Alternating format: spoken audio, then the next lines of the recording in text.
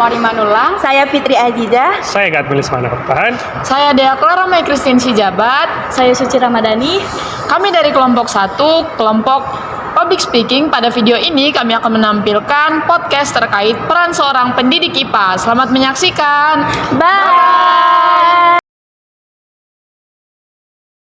Halo teman-teman semuanya. Kembali lagi di podcast Supen, Suara Pendidik, yang selalu membahas dunia pendidikan dengan seru, santai, dan penuh inspirasi. Bersama saya Hana Maurimannullah dan saya Fitri Azizah yang akan menemani teman-teman semua pada episode kali ini. Gimana kabarnya Kak Hana? Puji Tuhan, baik. Walaupun minggu ini sangat sibuk, mulai dari menyiapkan bahan ajar, mengoreksi tugas-tugas, sampai mengerjar laporan praktikum. Wah, relate banget ya Kak. Pasti guru-guru semua juga merasakan hal yang sama tuh. Betul Kak. Hari ini kita akan membahas topik yang dekat dengan kehidupan kita, yaitu khususnya pendidik IPA. Kalau bicara tentang pendidik IPA, pasti ini topik yang sangat menarik nih Kak. Karena pada topik ini kita nanti membahas tentang eksperimen yang berhasil, kemudian ada juga eksperimen yang gagal total, bahkan pertanyaan-pertanyaan siswa yang mungkin tidak masuk akal gitu atau tidak sesuai dengan ekspektasi kita Kak. Betul banget tuh Kak, menjadi guru IPA itu bukan hanya mengajarkan teori, tapi kita juga harus mengajak siswanya memahami dunia sekitar mereka dengan proses ilmiah. Dan untuk membahas pada tema ini, kita akan menghadirkan 3 narasumber nih yang sangat luar biasa, yang sudah kita undang jauh-jauh nih Kak. Asik. Dari mana tuh Kak? Dari kampung halamannya masing-masing dong, pasti berbeda-beda. Iya Kak, oke. Baik, yang pertama ada Kak Dea, seorang pendidik IPA yang sudah memiliki pengalaman mengajar yang cukup lama dan aktif dalam mengembangkan pembelajaran berbasis praktikum. Halo Kak Dea. Halo semuanya, senang sekali bergabung hari ini di sini dengan teman-teman sekalian. Untuk narasumber kedua ada dia Pak Godman, di mana Pak Godman ini adalah salah satu guru muda yang memanfaatkan pendidikan di bidang teknologi. Halo teman-teman, salam kenal semuanya. Salam kenal. Dan yang ketiga ada Kak Suci yang aktif dalam pelatihan guru dan pengembangan pendidikan IPA. Halo Kak Suci. Halo teman-teman, terima kasih sudah mengundang saya di sini. Saya senang sekali bisa berbagi cerita dan pengalaman saya di sini. Wah, sudah lengkap sekali nih ketiga narasumber kita pada hari ini. Kalau begitu, tanpa berlama-lama lagi, langsung saja kita mulai obrolan hari ini. Nah, kita mulai dari pertanyaan yang sederhana ya.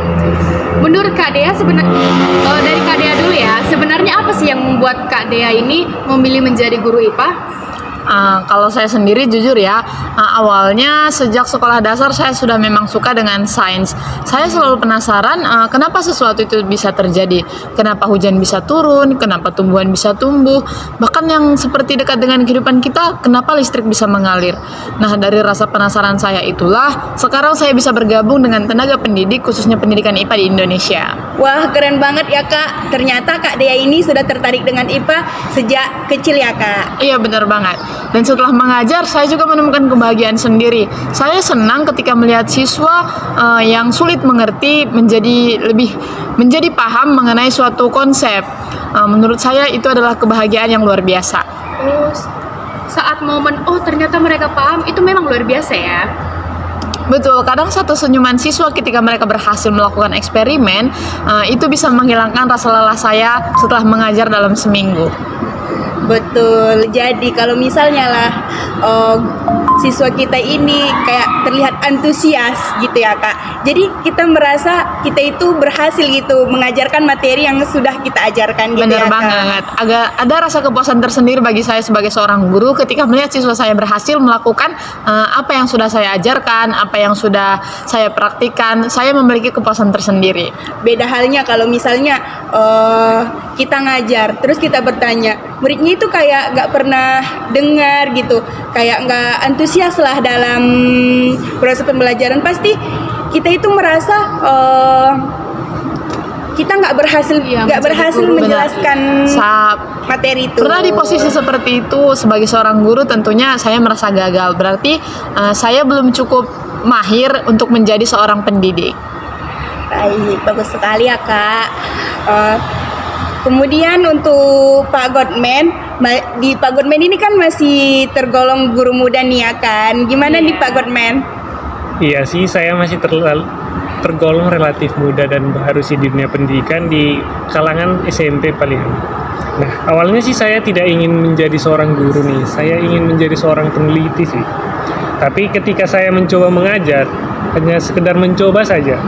Tapi saat praktik di lapangan tuh kan saya mengajar, saya menikmati interaksi dengan siswa tersebut.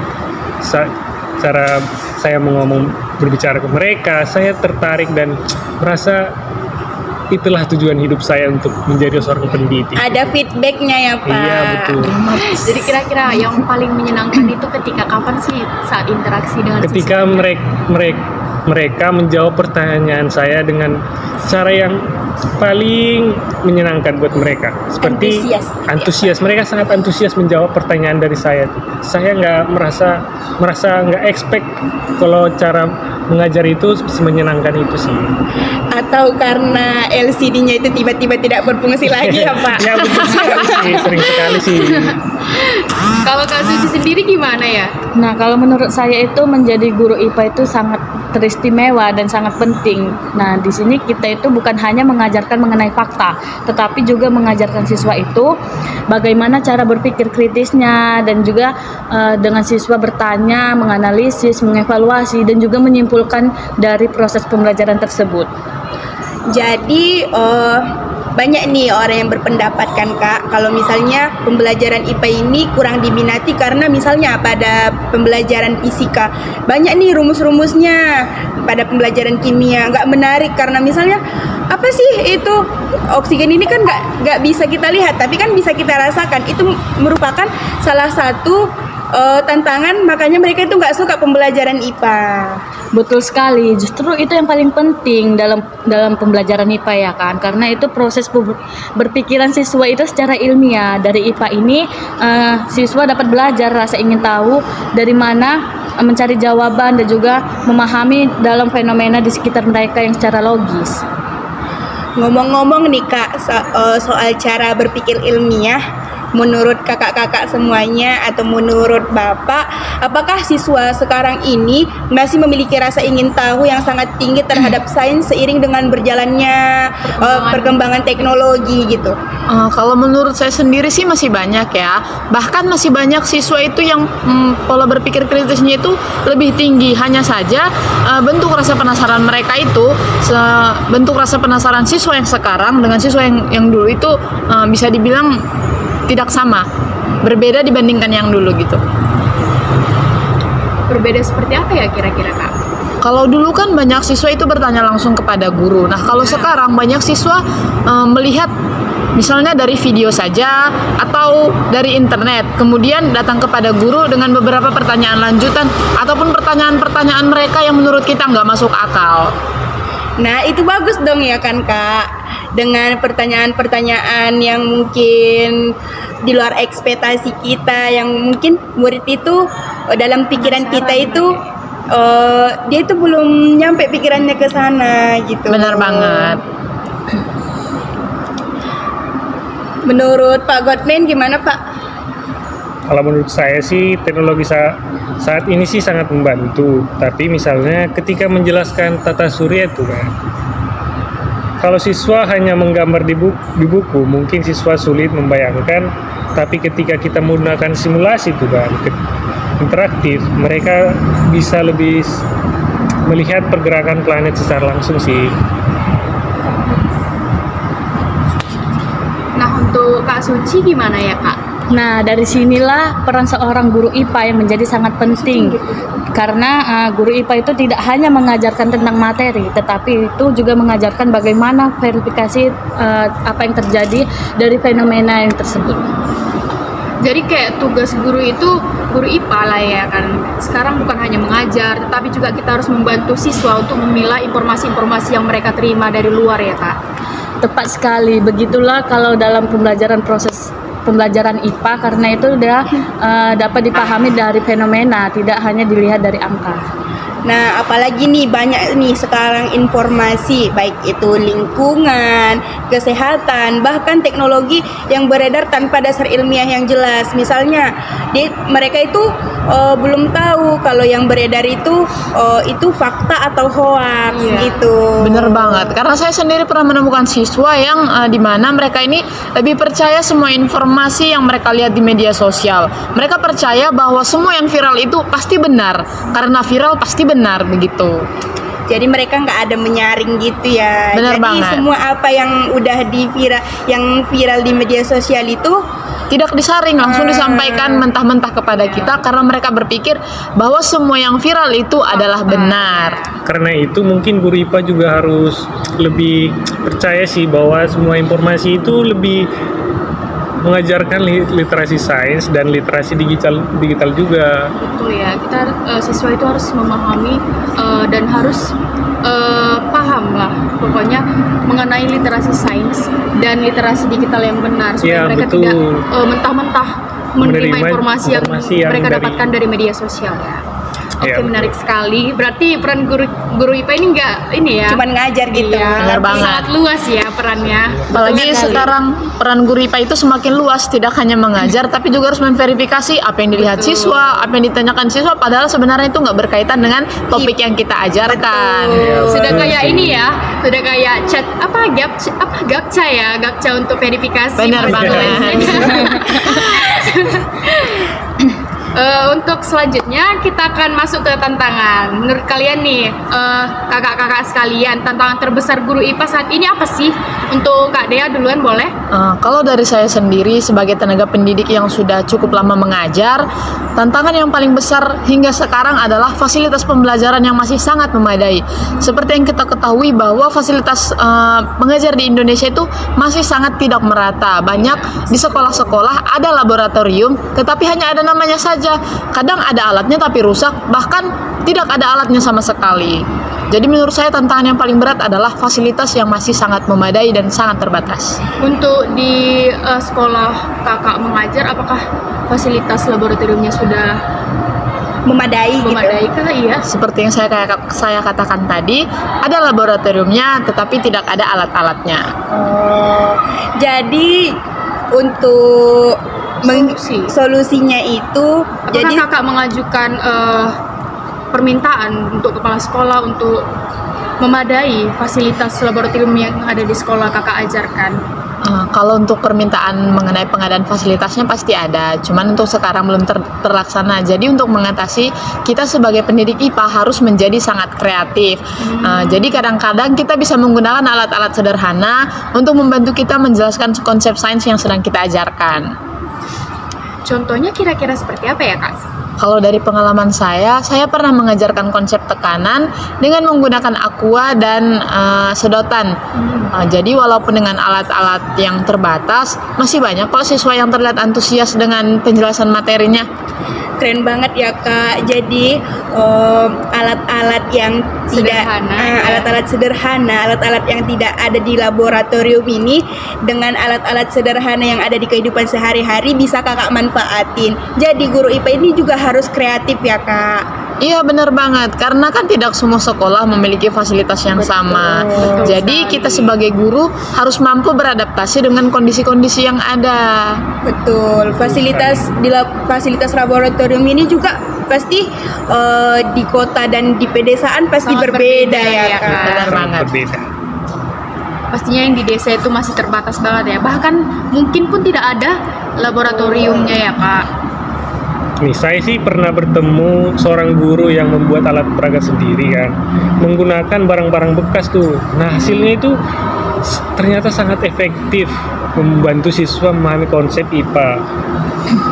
Bahkan mungkin siswanya ini sangat antusias ya karena Sangat antusias bahan-bahannya banget. ini ada di sekitar kita Ya, gitu. dan mudah didapat gitu. Dan ramah lingkungan lagi. Itulah salah satu kekuatan guru IPA dan kehebatan guru IPA ya Bu. Karena dalam keterbatasan yang dalam fasilitas yang ada di sekolah itu, mereka tetap berusaha memberikan alat peraga yang sederhana dan juga memberikan pengalaman belajar yang bermakna. Tapi tentu akan lebih baik kan jika semua sekolah itu memiliki fasilitas yang memadai. Betul kan kakak-kakak sekalian? Betul sih. Benar banget, saya setuju banget sama pendapat Kak Hana. Karena pembelajarannya itu lebih ideal, dapat memberikan kesempatan pada siswa untuk mengalami sendiri proses ilmiahnya. Betul, kadang kita sedang menjelaskan materi, tetapi pikiran mereka tetap ada di media sosial mereka gitu.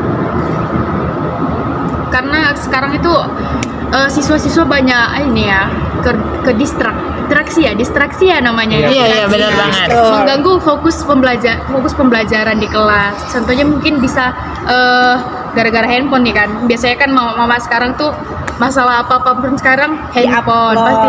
Enggak.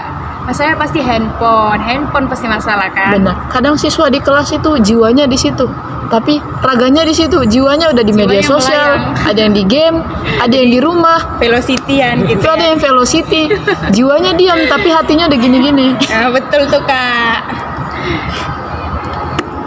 Kemudian persaingan guru ini kan bukan cuma dengan pembelajaran lain, tetapi seperti yang kakak bilang tadi, media sosial, baik itu scroll TikTok, game online, bahkan Instagram. Ya betul, benar sekali. Karena kita harus membuat pembelajaran itu lebih menarik supaya menarik perhatian siswa gitu. Nah, saya setuju. Selain itu, tantangan lain yang harus kita buat dalam guru IPA itu harus menjelaskan bagaimana konsep yang kompleks dengan menggunakan bahasa yang mudah dipahami oleh siswa. Betul ya kak. Karena memang kemampuan siswa itu tidak sama ya, berbeda-beda pastinya kan. Betul Ada yang sekali. mudah, ada yang susah memahami materinya gitu kan kak. Betul sekali. Nah, itu ada siswa yang cepat menanggap dan ada juga siswa yang lama menanggap, dapat membutuhkan waktu yang lumayan lama lah. Nah, jadi kita sebagai guru itu harus bisa mengakomodasi bagaimana siswa tersebut dalam sifatnya dan juga sikapnya. Menurut kakak-kakak semua dan Bapak, selain tantangan di kelas, bagaimana dengan tugas-tugas lain yang harus dikerjakan seorang guru? Gimana kakak tantangannya? Melihat sistem pendidikan Indonesia sekarang, sepertinya kita sama-sama tahu ya. Karena selain pekerjaan guru sekarang, selain mengajar, banyak ada penilaian, ada administrasi, laporan pembelajaran, kegiatan sekolah, bahkan banyak yang lainnya.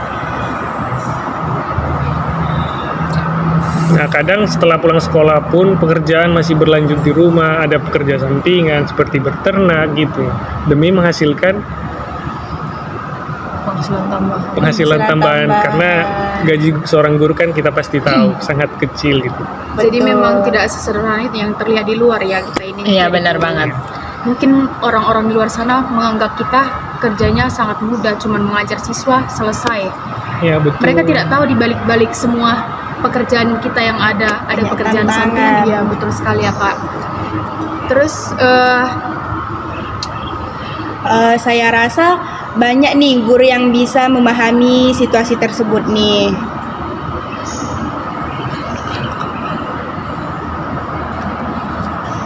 Benar, tetapi ketika melihat perkembangan siswa, rasa lelah itu biasanya terbayarkan. Apalagi kita itu melihat siswa yang awalnya itu tidak percaya diri dalam untuk menjawabnya dan kemudian dia itu mulai aktif dalam bertanya dan juga berani mencoba. Itu menjadi kebahagiaan seorang guru yang menganggap itu siswanya itu mulai maju. Bisa dibilang sekarang itu mulai ekstrovert lah untuk dalam bertanya, tidak introvert.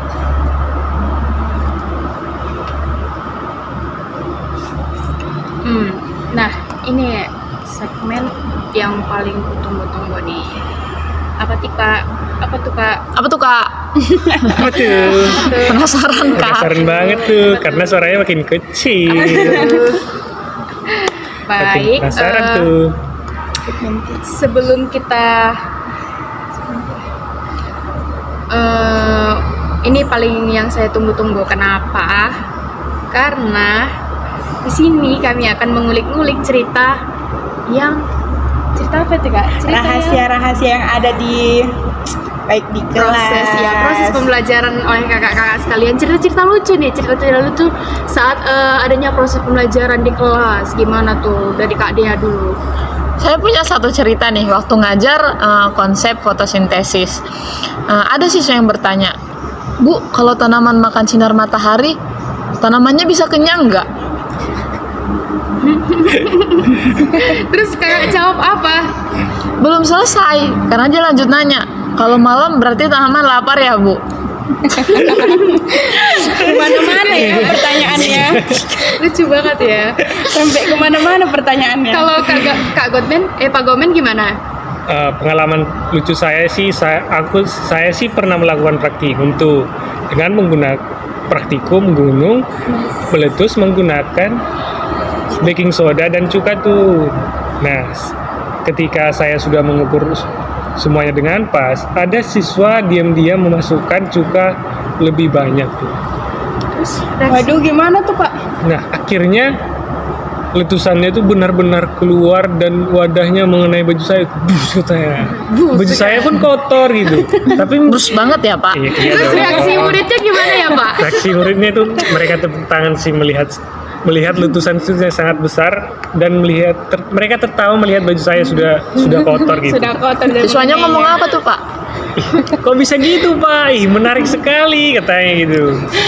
Kasian banget ya gurunya malahan jadi Iya, korban. tapi Apa ya? supaya lebih siswa lebih tertantang lebih Dan supaya lebih apa namanya? mengerti konsepnya mengerti ya Pak. konsepnya gitu, lebih menarik. supaya pembelajaran menjadi joyful gitu ya Iya, Pak. lebih menyenangkan. Iya. Betul. Kalau saya malah siswa itu ada yang bertanya, Bu, bagaimana jika gravitasi itu berhenti selama 5 menit? Apakah kita bisa terbang untuk berangkat ke sekolah? Pertanyaannya kreatif banget ya. Random juga nih anak-anak zaman sekarang ini ya.